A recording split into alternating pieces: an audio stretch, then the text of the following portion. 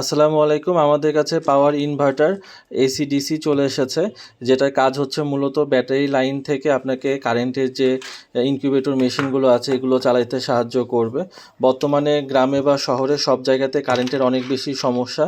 তো কারেন্টের এই সমস্যা থেকে মুক্তি পেতে যখন কারেন্ট চলে যাবে তখন আপনারা এরকম একটি পাওয়ার ইনভার্টার যদি ব্যবহার করেন, তাহলে আপনারা কারেন্ট চলে গেলেও ব্যাটারির সাহায্যে আপনার ইনকিউবেটর মেশিনগুলো চালাতে পারবেন।